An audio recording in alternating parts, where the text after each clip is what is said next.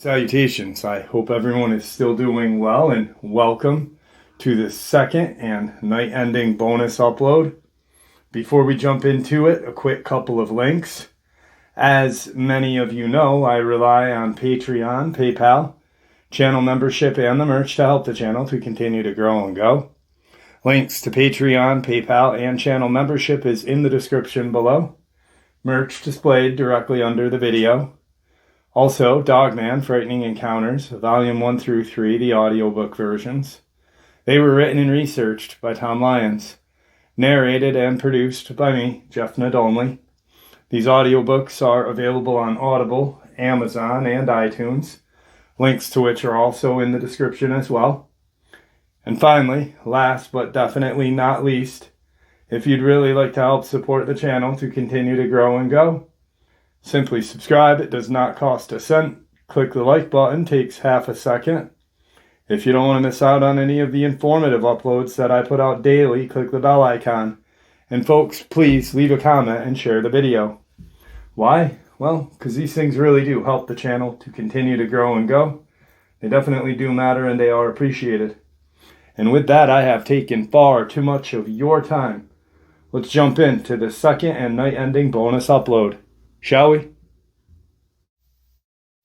Alright folks, so with a lot of these experiences that we share on this channel and other places, many people are like, well, there really isn't proof. You're just sharing something, maybe you made this up. And when it comes to Dulce, New Mexico, in the deep underground military base there, I will admit it is kind of hard to believe. I actually know that there is stuff going on there. Believe is a terrible word, but it is hard for people to wrap their minds around such a thing unless residents of that area come out and the media shares their experiences that happened in that region. And that's exactly what we are going to share right here. Some news media evidence of the very strange happening around Dulce, cryptids, and more. And then a little bit into the Dulce Wars. In the Taos Mountains, 2 New Mexico hunters are still trying to make sense of what they saw. Here's News 13's Francesca Washington. A rare sighting in the Taos Mountains. We called it the mothership. Turned an opening day hunt for elk. I was hoping to take you away, but I wasn't that lucky. Into something out of this world. We're on the hunt for aliens. Bow hunters Josh Brinkley and Daniel Lucero say they were hunting on Pot Mountain when they encountered what they believe were extraterrestrial beings. They definitely look more like spacemen than like E.T. looking aliens. Brinkley says the first day of the hunt, he spotted what he thought were 2 hunters. We have little shapes on the right and left side of them, oversized heads, kind of black torsos. The next day, both men came across what looked like a movie set. I thought it was like a base camp, maybe? Catering? As they drove closer to the 100-foot-long structure. And the road just dipped down a little bit for a couple seconds, gone. There's no way a trailer or a truck pulled it away, or it doesn't just disappear like that. Their movie set theory quickly changed. What better place to land an alien spacecraft than out here, right? The men say the experience has opened their eyes and changed their beliefs about aliens. It actually happened to a couple guys that really don't believe in much. Francesca Washington, KRQE News 13. Now, the hunters did report the sighting to the National UFO Reporting Center. The director tells us they do believe the report to be credible.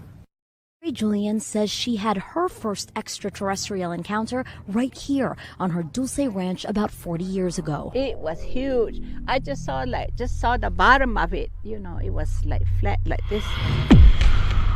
Many of her neighbors claim similar strange sightings. Fat in the middle and kind of like rounded on the sides. You're speechless, You just don't know what to think, It's just like, it's like nothing you've ever encountered before. Why are stories of the extraordinary ordinary here? I do not know.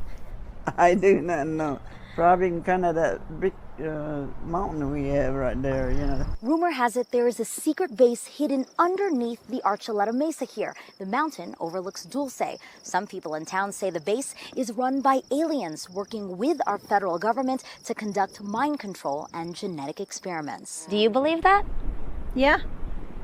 Well, a whole bunch of people seen it, you know. Like the ground opened up, steam coming out of it. They also claim they've seen some creatures cooked up in those experiments, like Bigfoot and something half-human. Down this way, the waist down, it's a goat. It has a tail. But up here, it's a man. People tell me Dulce wasn't always a center for supernatural activity, but then sometime in the 70s, things changed. That's when cows started turning up mutilated. They just cut out in between the legs right here. We've seen one. I know it's not a predator it's doing it. There's someone's doing it. Local police never definitively said who's to blame. Locals say it has to be something out of this world. And since then, I was taking a random picture, zoomed it in, and there it was. There was a UFO right there. They say they know it sounds crazy. They're just going to ask me, well, how much did you drink or what did you drink? I'll submit to a lie detector test or anything, you know. But say it's the truth. Question is, do you believe? Anything possible these days now. In Dulce, Megan Cruz, KOAT Action 7 News. Government scientists, the secret government, purportedly labored alongside an alien force to work out the sundry ways the general population could be brought under an ultimate totalitarian control that would leave humanity as little more than farm animals to be used for breeding. All of which began with a 1947 treaty signed by President Harry Truman that set in motion a plan where the elite would obtain alien technological secrets in exchange for permitting the aliens to abduct human subjects for their diabolical research. In time, the elite would be allowed to survive, to become the overlords of the human sheep under ultimate control of the aliens, like the dogs that watch the sheep on the human farm.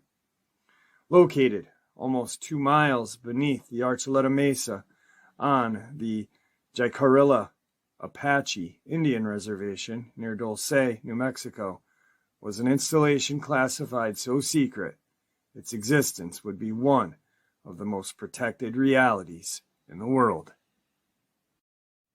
There was the Earth's first main joint United States government/alien biogenetic laboratory.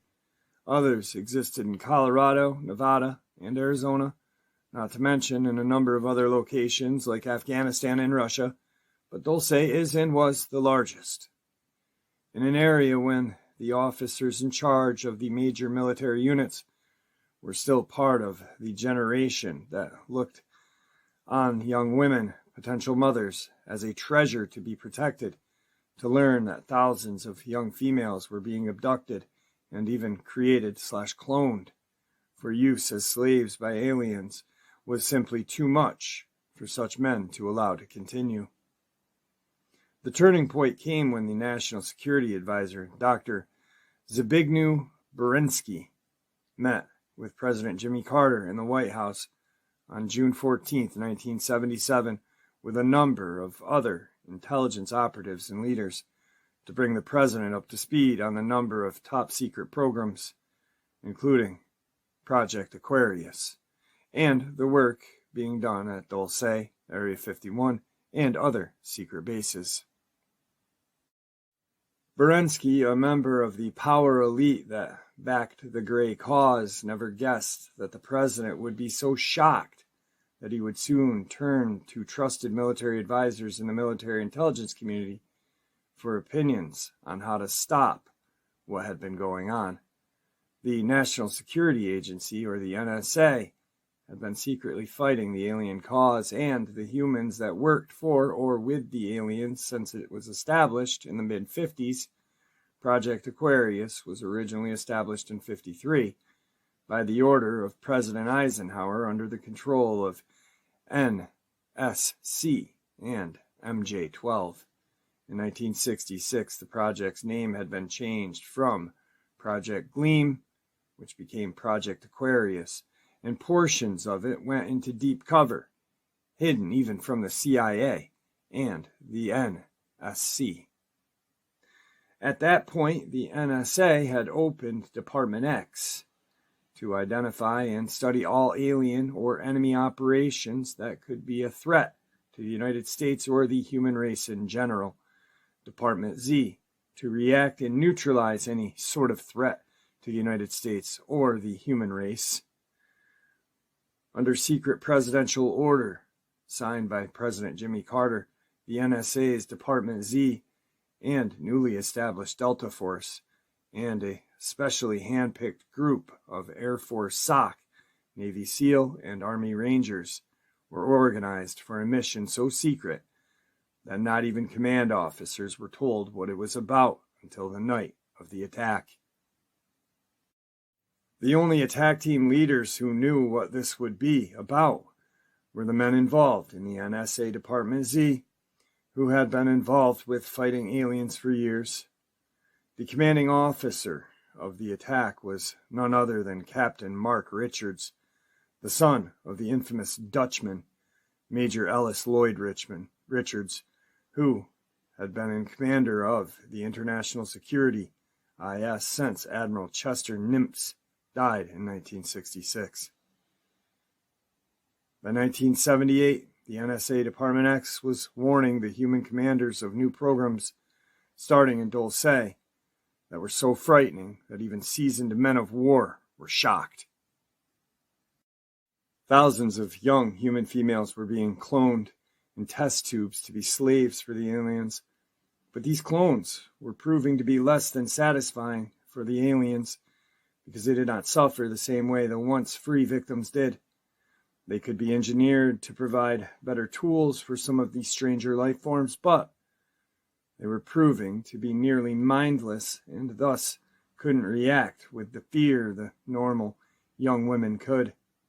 For that reason, while the clone program would continue, it had been decided that the abduction program would be stepped up, with the forced short-term attacks to increase by 1980 to over 100,000 a year, and the facility to be enlarged for long-term victims who would stay there for as long as they lived, with numbers over 75,000.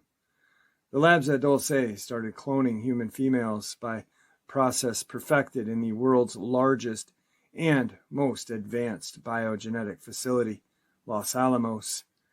The elite humans who manipulated the world's government from the shadows would soon have a disposable slave race for medical calling of body parts and their own perverse pleasures. Like the alien Grey, the United States secret government secretly kidnapped and impregnated young females, then removed the hybrid fetus after a 3-month time period before accelerating their growth in laboratories. Biogenetic programming was then instilled, many being implanted with all sorts of devices, some that allowed them to be controlled at a distance through RF radio frequency transmissions. From EDH Archives, Dulce interview WC/289487346/80.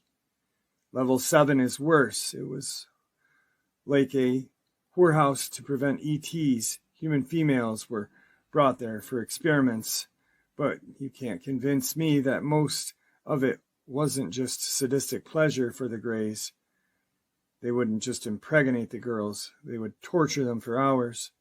Sure, there were scientific procedures, but there were also orgies where their few pretty human females would be given to a large number of Greys for nothing less than brutal abuse. And this was constant. Hundreds of Greys and other species that seemed to be friends to the Greys would come and go every week for no other clear reason than to take pleasure with the provided human females, when the truth was evident that subhumans and other creatures were being produced from abducted human females impregnated against their will. A secret resistance group formed within the military and intelligence agencies of the United States government that did not approve of the deals that had been made with the off-worlders. Many of these brave humans would be assassinated or die under mysterious circumstances, or would be silenced in other ways. But in 1979, they would manage a victory that would cost the Greys and the humans that backed the Greys dearly. The Air Force intelligence officer that reportedly was the man who met with the aliens at Holman Air Force Base in '64 was legendary Dutchman Ellis Lloyd Richards Jr., the same man who would reportedly order the attack on Dulce in '79 and whose son, Captain Mark Richards, would lead the human attack on the facility. The Richards name came up time and time again when one looks into any of the mentioned top-secret projects that military intelligence or the eyes-only top-secret agencies known as international security were involved in from World War II through the Cold War years. The in-house political argument that developed within Majestic 12 in the late 70s,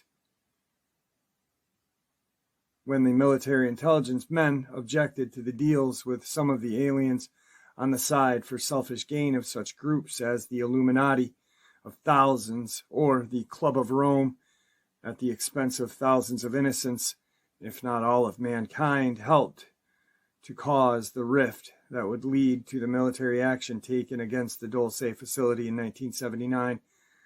Later on in the Dulce battle report, it is written, it would be one of the reptoids who taught several of the men involved in the attack on Dulce a number of the informative points that would first cause them to look more deeply into what was being done at the facility, and then help them better understand their enemy and how to defeat them. Indeed, it would be this reptoid who communicated the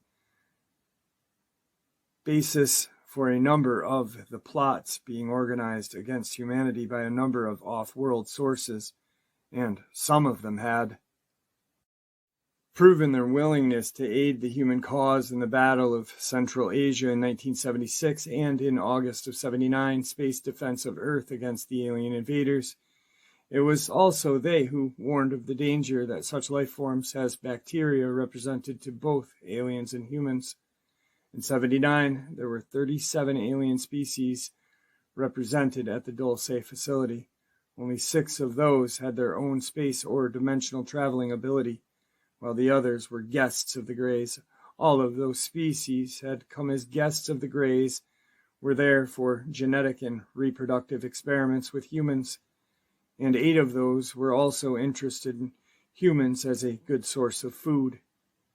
Of those interested in reproductive experiments, 25 could enjoy direct intercourse with human females, although several needed the female to be placed on special hormone treatments ahead of time. And at the facility apparently got a reputation of being a pleasure spot for the quadrant. Of course, not all reptoid-type creatures are friendly towards humans.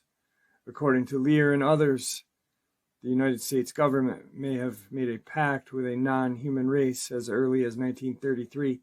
According to some, this race was not human, yet claims to have had its origin on Earth. Some sources allege that this predatory race is a Neo-Surian nature. This has led others to suggest that the dinosaurs which ruled the surface of the Earth in prehistoric times may not have become entirely extinct as commonly believed, but that certain of the more intelligent and biped hominid mutations of that race developed a form of intellectual thought equal to or surpassing, in some respects, especially with their collective mind matrix, that of the human race. The theory then suggests that some of this race went into space only to return to find that their founders on their home planet had not survived. On the surface, that is, however, there are several reports of reptilian humanoids being encountered in deep underground natural cavern systems all over the world, and in time, the space-based reptoids learned of this. There were a number of facts quickly put forward. For instance, one branch or mutation of the supposedly extinct sauroid race, the Stenochosaurus, was, according to paleontologists, remarkably humanoid in appearance, being 3.5 to 4.5 feet in height, possibly grayish-green skin, 3-digit clawed hands, and a partially opposable thumb. The opposable thumb and intellectual capacity are the only thing preventing members of the animal kingdom from challenging the human race as the masters of planet Earth. For instance, the ape kingdom possesses opposable thumbs, yet it does not possess the intellectual capacity to use them as humans do. Dolphins possess intellect nearing that of humans, but does not possess opposable thumbs or even limbs necessary to build. The cranial capacity of the Steniochosaurus was nearly twice the size of that of human beings, indicating a large and possibly advanced, though not necessarily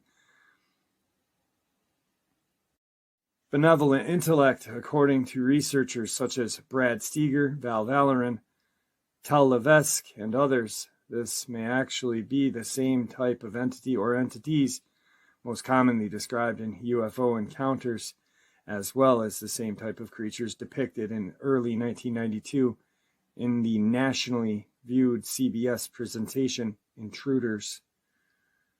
According to Lear, the government may have established a treaty with this reptilian race, which they later learned, to their horror, was extremely malevolent in nature, and were merely using treaties as a means to buy time, while they methodically established certain controls upon the human race with the ultimate goal of absolute domination.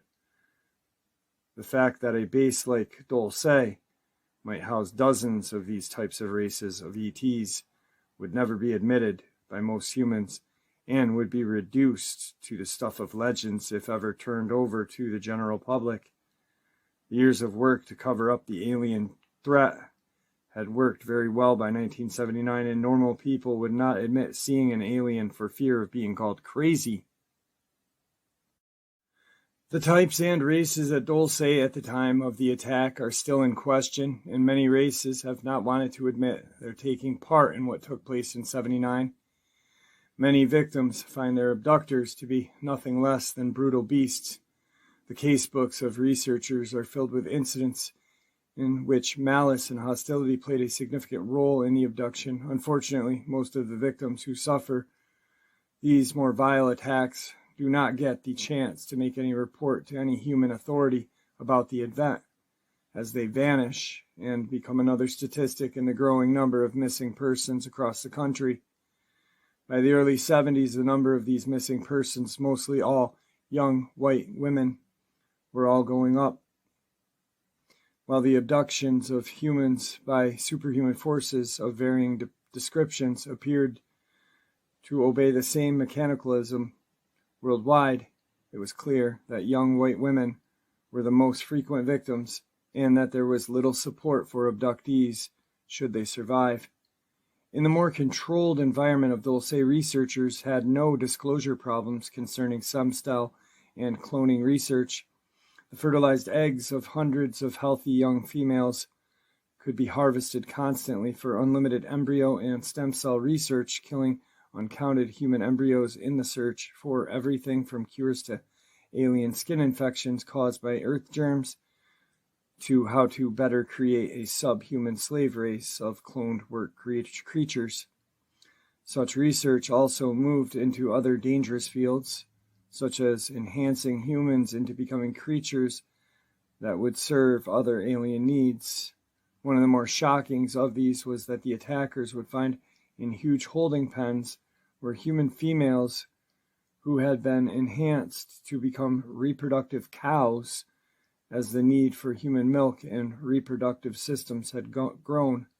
Hundreds of young women had been altered to become little more than cows. Free will is always dangerous to the fascist society or police state. Free will is what allowed a group of men to take the moral high ground and attack the Dulce facility. The attack plan centered on crippling the main generator, then doing as much damage as possible while freeing as many victims as possible. Started to take shape in the fall of 1979. After the August space battle between forces of the United States Air Force Space Command and an alien invasion force with none other than Brigadier General Adder Holt, United States Air Force brought in to head the organization that would be formed for the invasion of the Dulce facility, funded by Texas businessman Ross Perot, CIA, DIA frontman Edwin Wilson, and a massive Black Ops fund long hidden by Major E.L. Richards, Jr. The plan moved forward quickly within a small community of intelligence officers and their backers. Brigadier General Harry C. Adderholt would pull a team together in September and October of '79 and would have made any commanding officer proud and perhaps shot fear into any enemy who had any idea of what was being put together. Colonel Roger H.C. Donlin, stationed at Fort Leavenworth at the time, would head one combat team drawing heavily from the newly formed Delta Force, Navy SEALs, and United States Air Force Special Operations Command.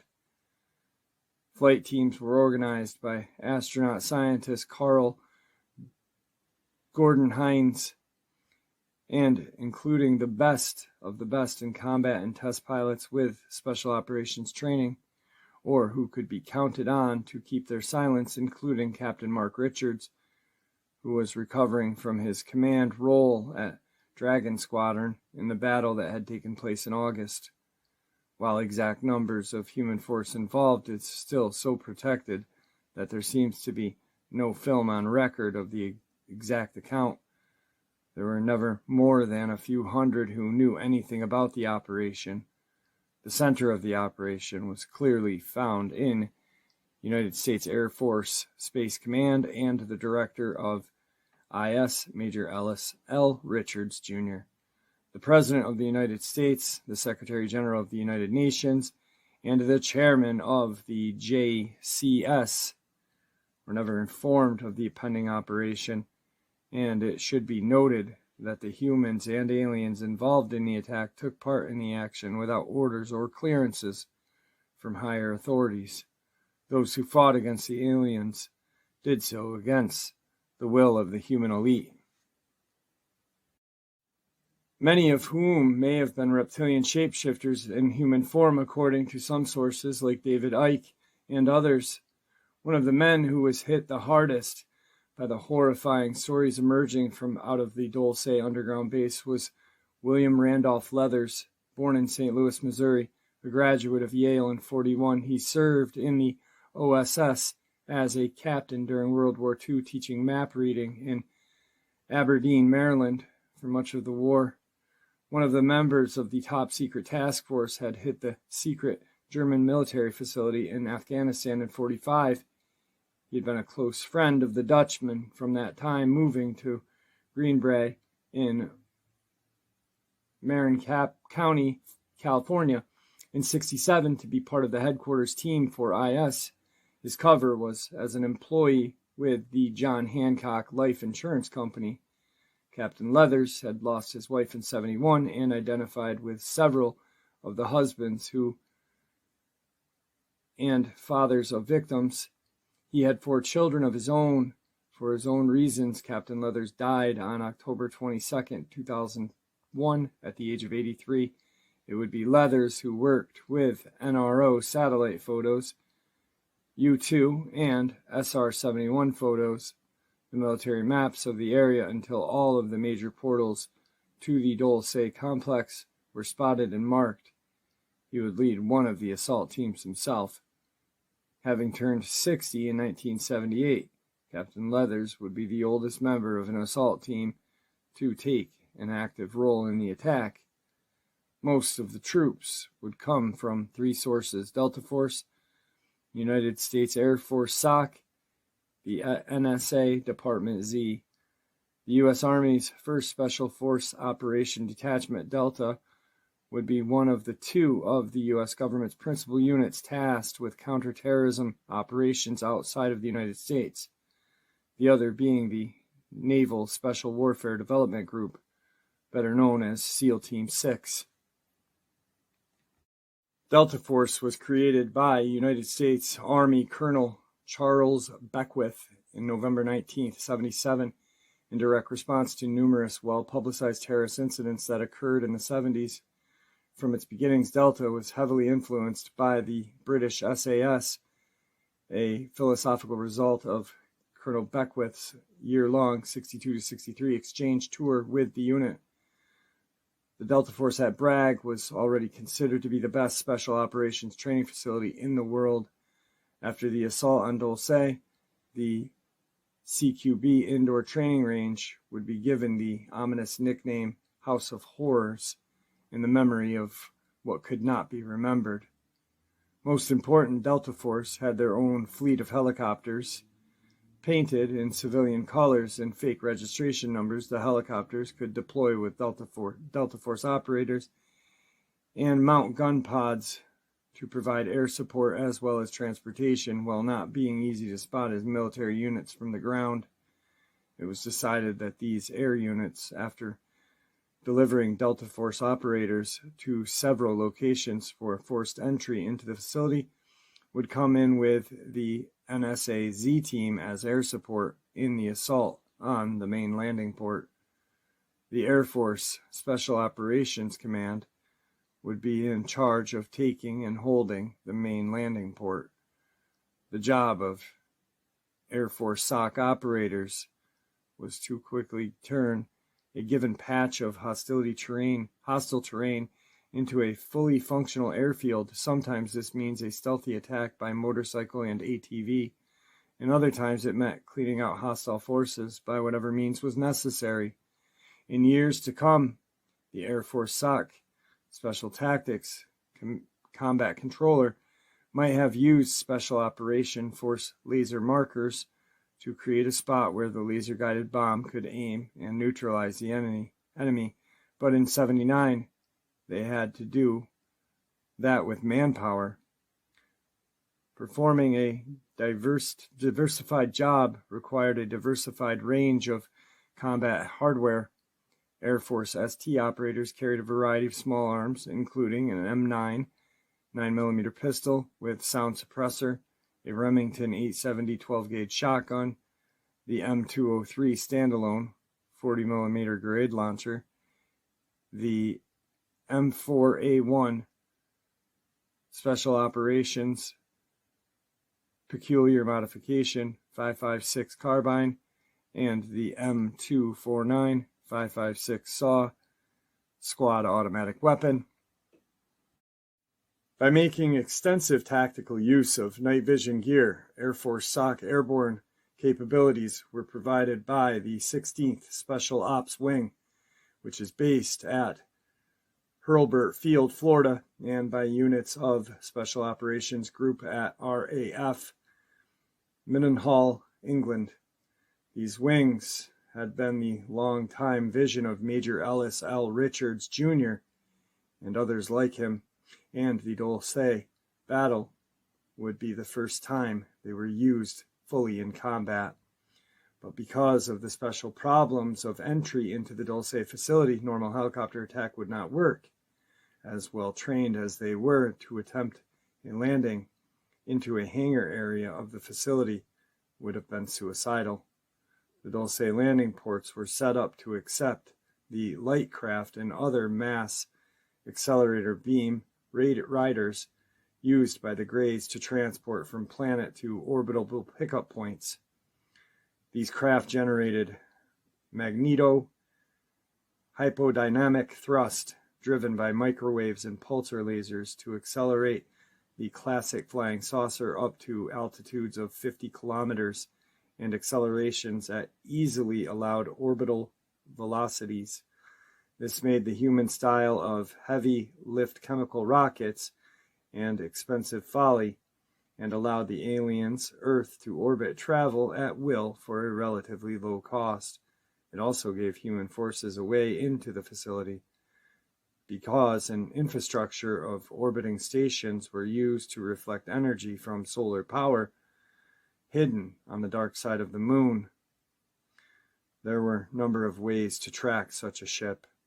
The light craft focused the microwave energy to create an air spike that deflected oncoming air that could be tracked, and electrodes on the vehicle's rim that ionized the air and formed part of a thrust generating system could be seen by real-time cameras, and even in human eye at close range. Thus, it was planned that one of the attack teams would enter the facility when the main port's doors were open and ready for incoming light craft.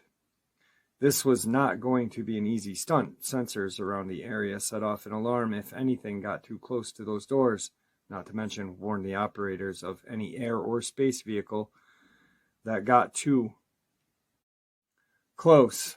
The mouth was too small for anything larger than a good-sized helicopter, but helicopters would be too slow to reach the doors before the base defensive systems went off. And once inside the port area, any attack force would likely be overwhelmed by the base defenders, unless whatever craft was used could carry a number of heavy automatic weapons and land a large number of attackers at one time. The Greys were quite content that no such craft existed in the human military inventory, and not even the Reptoids had a craft that could be used under all of the required conditions. That wouldn't be spotted long before it could reach the spot. What they hadn't counted on was a single experimental aircraft that was still so secret that it had never entered on the inventory list. Manufactured by the Bell Corporation, the X-22 was a research craft with some interesting abilities. The first successful V-STOL VSS variable stable system aircraft, this strange mix of wings, jets, and huge ducted props might not have been pretty, but it was perfect for the mission needs of the Dulce attack force. Because of the lack of time, the only man involved who also had the skill to fly the X-22 under such combat conditions was Captain Mark Richards. Thus, he was chosen to lead Combat Assault Team 3 that would be responsible for attacking the main landing port and hold it long enough for the other teams to land in conventional helicopters and for evacuation of cats and victims when the attack was concluded. According to the reports, Captain Richards had no more than 12 hours flying the X-22 before he took control of it.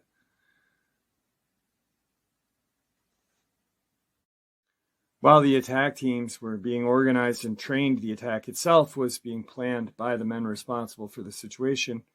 Objectives and alternative were picked, including a nuclear option in case the manned attack failed.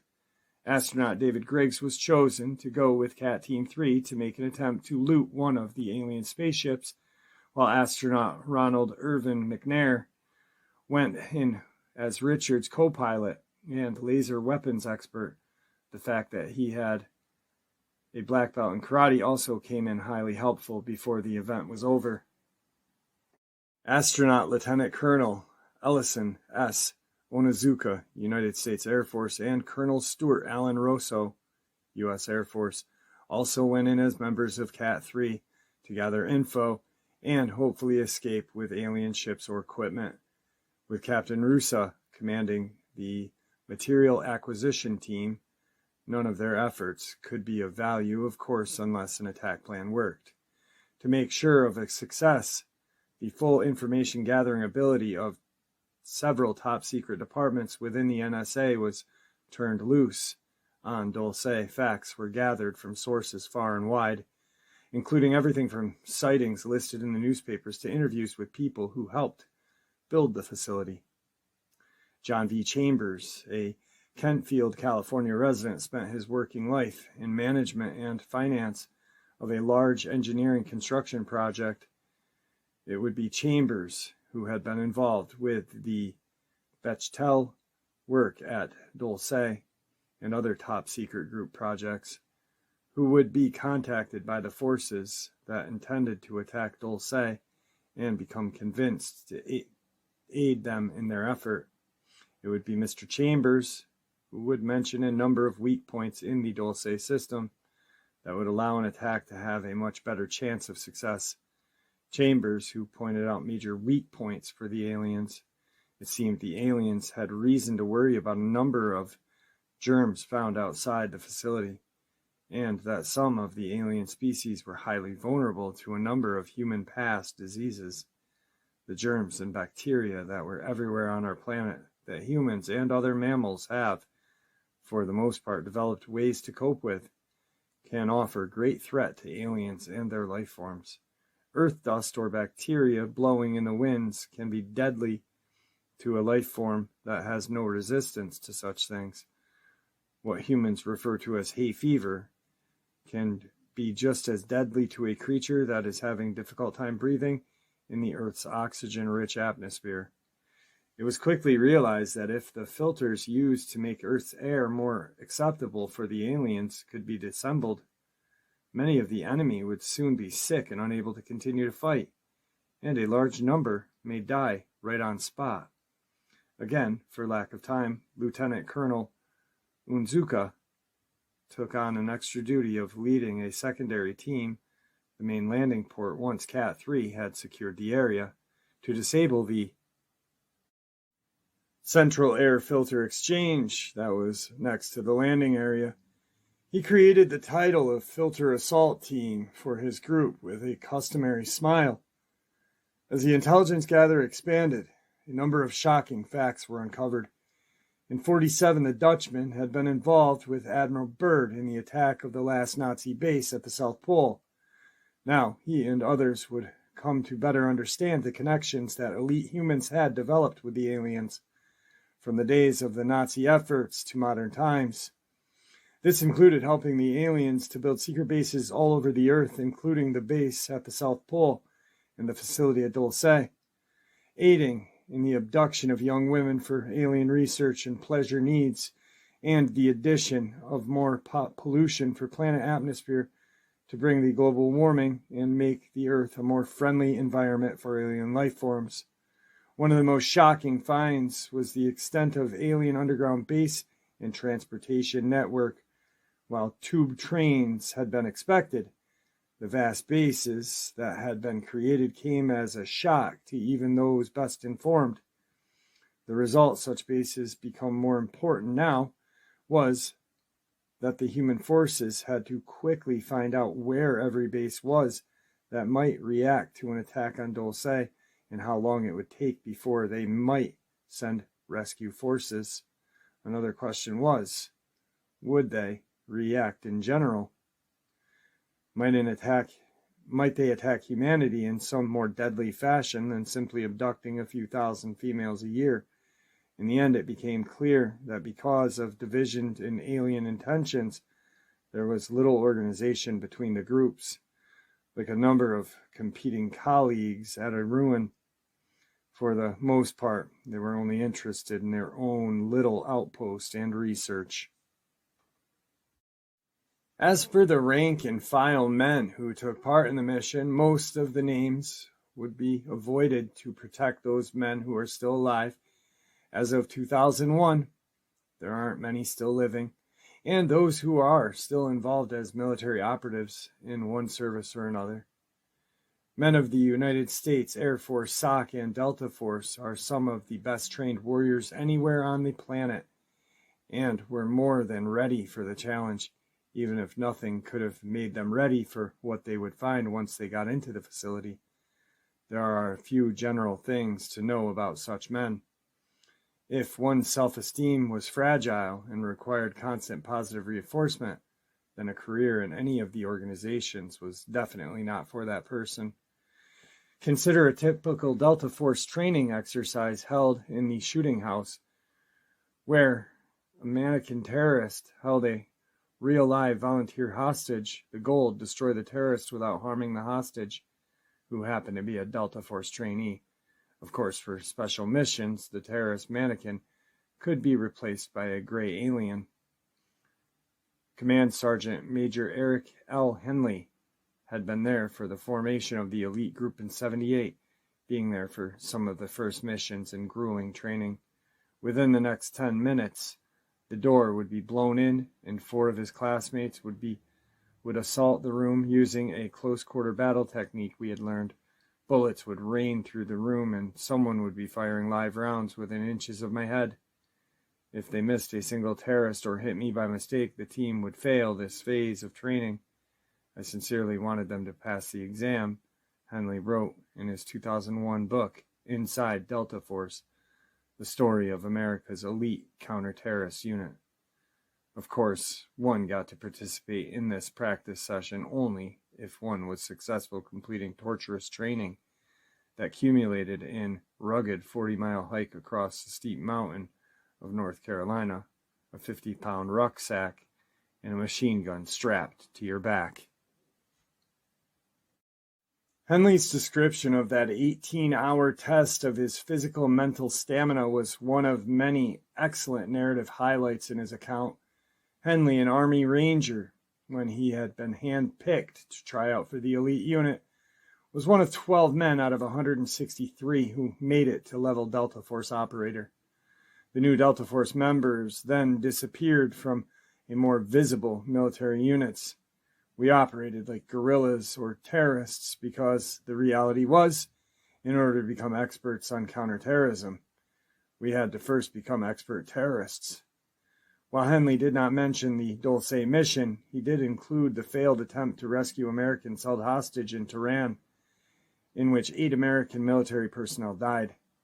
Other missions included some of the world's toughest places, such as faction-torn Beirut in '81 to guard the U.S. Embassy, quelling rebel insurgencies in Central America, including fighting Cuban guerrillas in Grenada, and protecting ambassadors, presidents, CEOs, celebrity prisoners, and offspring of all of the above. This was not accomplished without killing people, a task that Henley described in chilling detail. Like most of the men involved in the Dulce attack, Henley was the kind of guy you wanted on your side in a street fight. Skilled, intelligent, and disciplined, but distrustful of the motives of some authority figures, especially career climbing colonels and DC bureaucrats, with Beckwith, Leathers, and Donlin leading the 3 land force cats. The sock men would be attacking under the command of a man most had never fought beside, but whom most had heard about. Now, for the mission against Dulce, they were under the command of the Dutchman's son, who was something of a legend in his own right in the Black Ops circle. 2 things were beyond question. The younger Richards had proven himself in combat, and he had never asked his men to do anything he was not ready to do himself, or any would be left behind at all. While his missions had almost always been so top secret that nobody knew details, the rumors and trail of evidence was more than clear to any in the know. The only problem for the command chain was his reputation for being something of a loose cannon when it came to following orders that he didn't think were in the best interest of his men or the mission, a fact that just made him more popular with his men. In a typical command move on his part, he sat in the X-22 with his troops ready to take off on what looked to many to be their last mission. He recited a prayer/poem, "I am a commando," to his men, their motto more than this: "As my brothers, commandos before me, I am proud to step into history as a member of the Air Force Special Operations Command. I will walk with pride with my head held high. My heart and attitude will show my allegiance to God, country, and comrades. When unable to walk another step, I will walk another mile. With freedom, my goal, I will step into destiny with pride and the Air Force Special Operations Command." As he powered up the X-22 and gave the order for the helicopters to follow, he pushed the strange tilt rotor aircraft to its flight limits in a wind high-speed bank over the runway to impress the troops still on the ground and set the tone for the mission.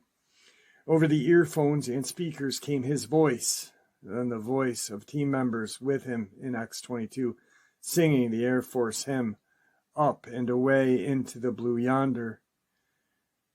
We couldn't very well let a bunch of smash open the gates of hell without the rest of us being right behind them, said one U.S. Air Force helicopter pilot.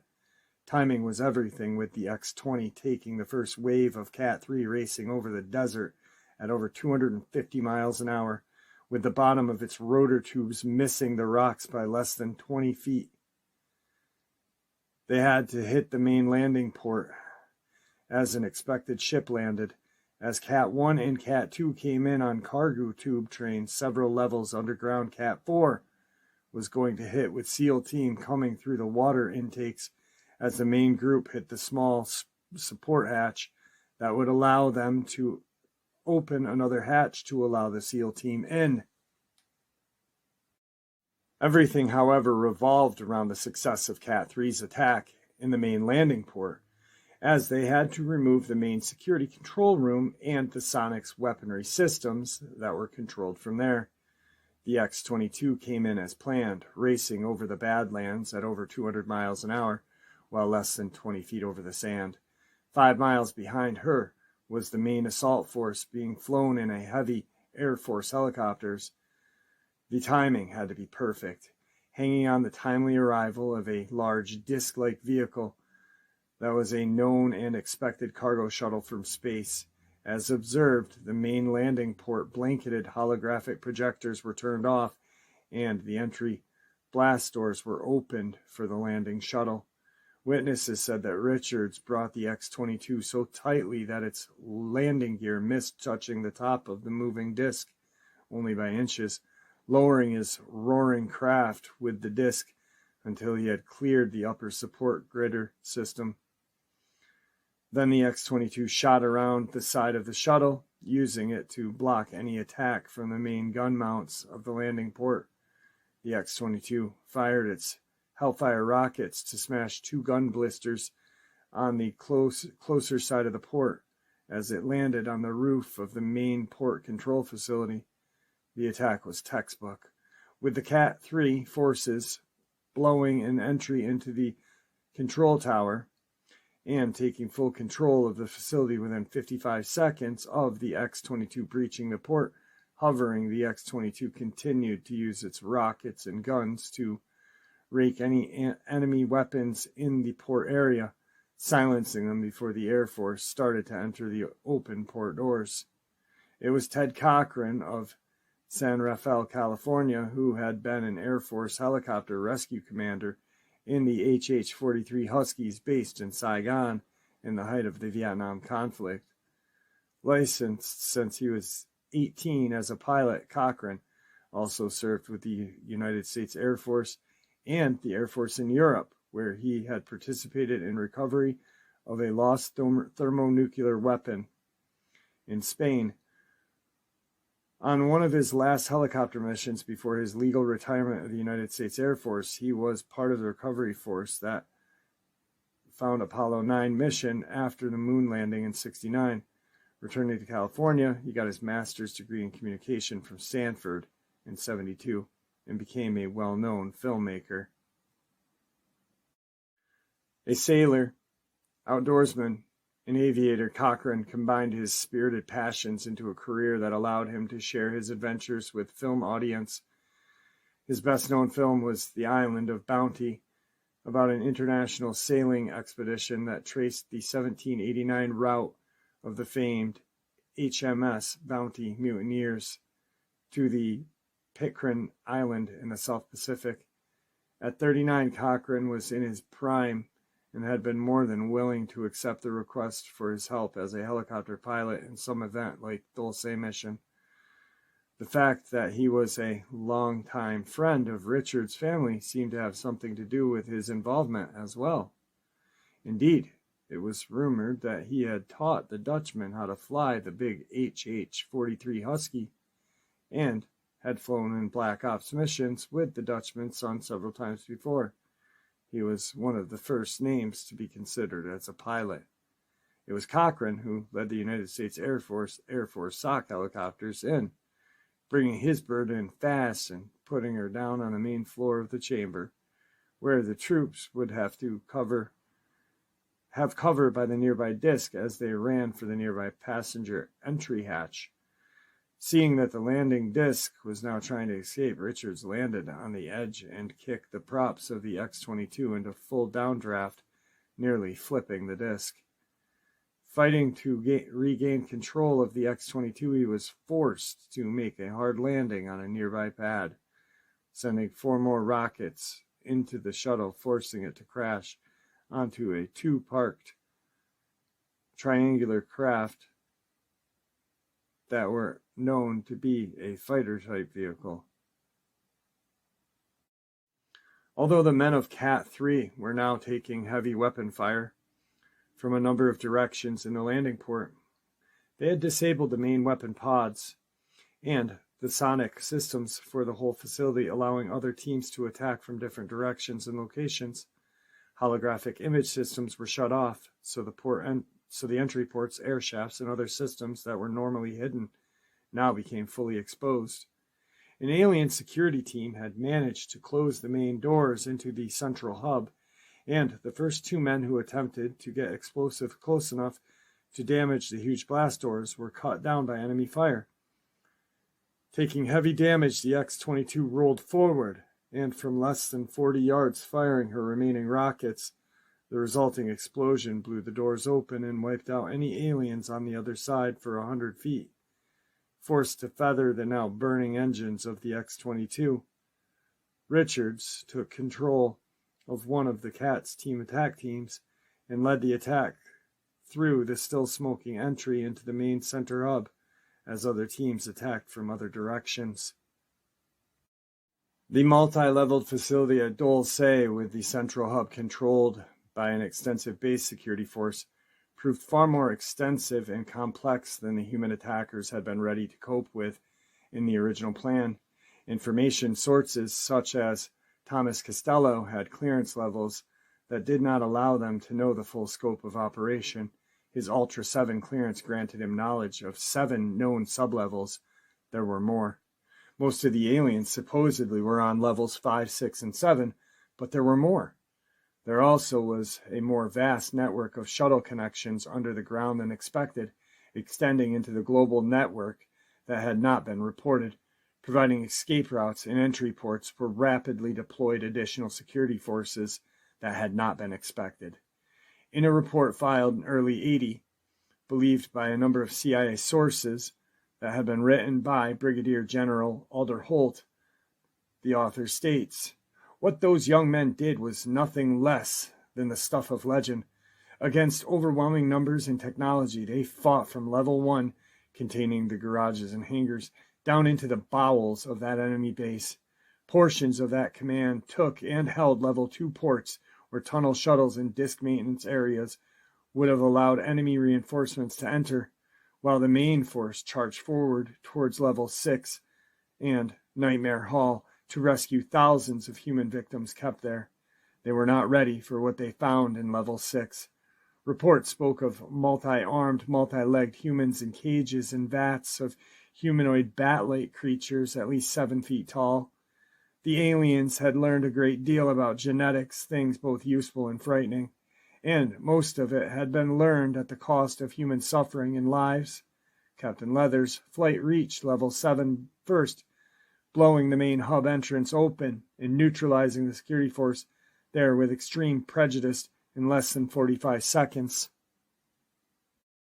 On entering the security station, they realized the extent of the facility for the first time, finding systems for watching and controlling over 30,000 captives on that one level alone, and the control and security systems for moving the captives to testing facilities and pleasure centers in over 62 different locations, where another 4,600 captives were currently kept. Captain Leather's report to the IS would mention that moment.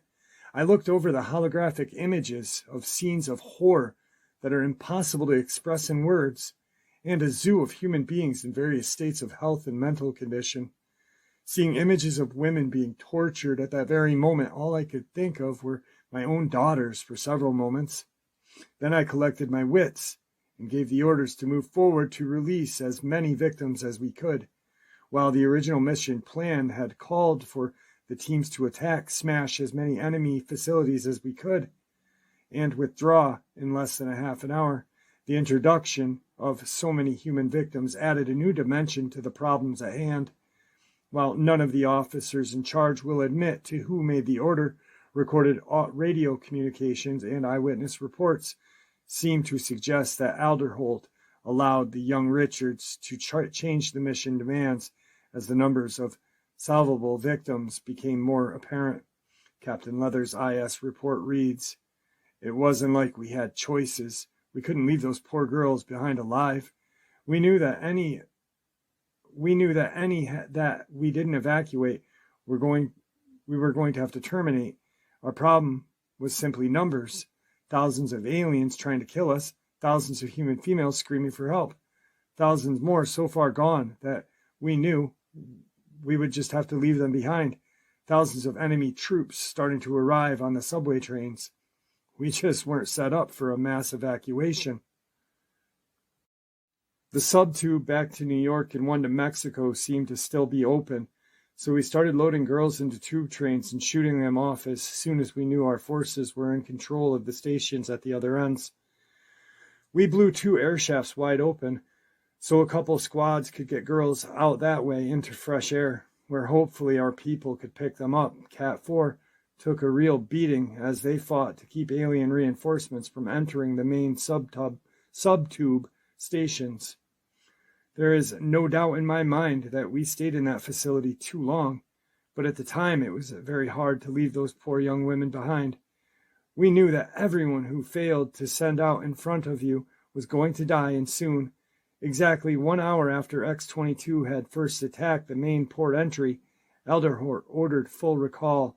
David Griggs and R.E. McNear had by then managed to get 2 alien craft airborne, 1 disc craft and 1 of the highly advanced triangular fighter craft, and were running for Area 51. Russa men also had managed to get a huge disc shuttle moving, in which over 3,600 human females had been loaded and were now being taken to a safe base. The human attack teams were now withdrawing behind the walls of smoke and set explosions. One of the frightening bits of equipment that the map men had found but been forced to leave behind was a type of cell electrostatic disruption device, a weapon that could be set to disrupt the cells of a living creature at a subatomic level, thus killing everything living in an area while not doing much harm to any structure or equipment. To make sure there would be no survivors left in the facility, that device was set by the MAT technicians to go off shortly after full withdrawal of the TAC teams. Lieutenant Colonel E.S. Unzuka, who had led the filter attack team, managed to repair the X-22's battle damage before taking command of the captured alien triangular fighter craft, as the wounded Richards fought a running retreat with the last of the rescued females and the survivors of Cat 4 and Cat 3. Onizuka provided cover fire from the alien fighter craft. This gave Richards the time to reach and restart X-22 as Colonel Donlin loaded the last victim as he and 2 of his men fought off attacking alien shock troops. Nearly overwhelmed, the human fighters in the X-22 would have likely not made it into the air if at that moment several battlecraft hadn't darted into the port facility and started laying down a brutal fire pattern against the other aliens. While one can only guess at reasons for this sudden aid, it has long been reported that the Dutchman and his son had highly questionable off-world contacts. From eyewitness accounts of the battlecraft, one had symbols on its wings of what human experts in the field suggest marked the craft as belonging to something like a prince of a royal house. Whatever the case, the reptile battlecraft fought on the side of the humans. Indeed, 2 of their craft were lost in the battle and gave the X-22 and Onizuka's fighter craft and the last 2 helicopters a chance to escape. 72 minutes, 14 seconds after the attack had started, the X-22 and the reptilian battlecraft with princely markings cleared the landing port blast doors and dashed for safety. Explosions from dozens of set bombs started to blow up enemy craft as they took off, and 35 seconds after they cleared the doors, the CED went off, causing every life form, alien, human left inside of that facility to demolecularize at a subatomic level. Only a few in the heavy shielded lowest shelter levels survived.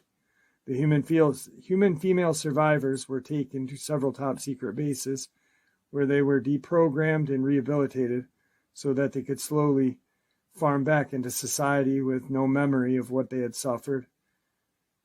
As the mysterious Commander X stated, from one of my intelligence works within the military, I can say with all certainty that one of the main reasons the public has kept in total darkness about the reality of UFOs and aliens is that the truth of the matter actually exists too close to home to do anything about. How could a spokesman for the Pentagon dare admit that 5 or 10,000 feet underground exists an entire world that is foreign to a belief structure we have had for centuries? How could, for example, our fastest bomber be any challenge for those aerial invaders when we can only guess about the routes they take to the surface, eluding radar as they fly so low, heading back to their underground lair? The Greys, or EBEs, have established fortresses spreading out and to other parts of the United States via means of vast underground tunnel systems that has virtually existed before recorded history. All of the men involved in any of that attack team were either mind-wiped or sworn to secrecy on the pain of death or terminated.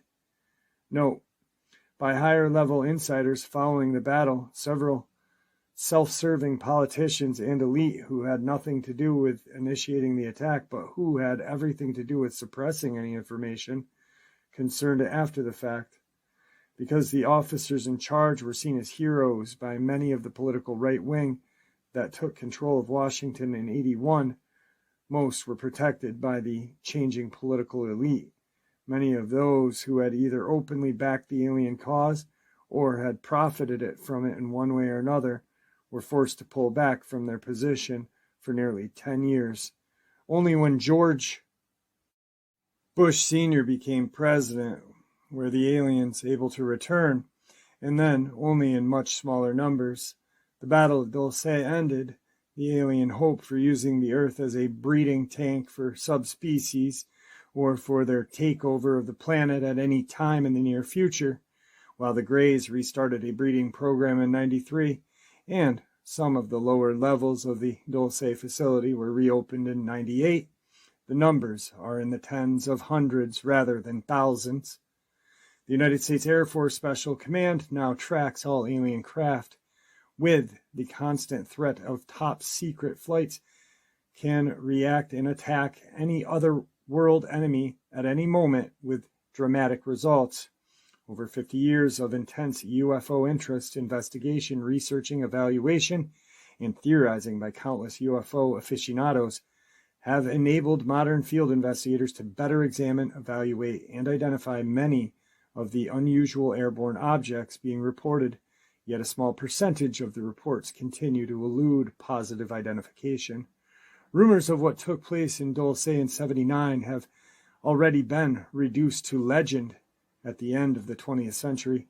Indeed, the continued conmen involved in such reports have helped the United States Air Force cover the truth of events that took place at Dulce and continue to aid in effort to hide the ruined facility and those who took part in the events there. Men like intelligence officer William Cooper, who have become too loose with their knowledge of the truth, can be discredited in a number of ways or terminated if they became too great of a threat. It should be clear from their actions and their willingness to challenge authority that these men must never be allowed in such position of power or authority again, or rather, such is a mindset of the human or shape-shifting elite. While the Dutchman was terminated in '96 and his son will be in a prison for the rest of his life, the mindset itself that created such men to be crushed if the human race is to know peace with the aliens. No, but then again, the elite and gray alien version of peace is more akin to assimilation. The illusion of freedom that may be lost by those few who know what is really going on will be a worthy exchange for amazing technology that will come into the hands of the human elite, so they reason, that takes part in the newer transfer. This may not only take place easily, of course, until all human resistance has been removed either through retaining or through conquest. This is a distorted reasoning of the elite who would sell out their planet for their own selfish personal physical gain. One of the key lessons to be learned from the Dulce battle is, as long as there are a small, highly trained and well-equipped human force that can, may, or will go into action on their own accord to protect the people of the earth, easy conquest of the planet is difficult.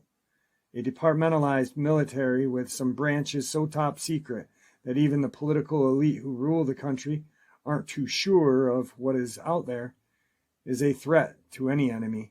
At this time, there are arms of the United States Air Force Space Command so top secret that no one in the Pentagon knows that they exist.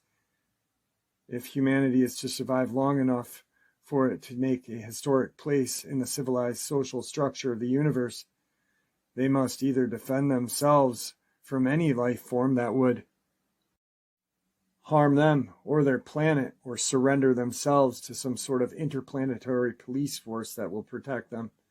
At this time, only rumors of such police force have reached those in the know, leaving self-defense as the only real option.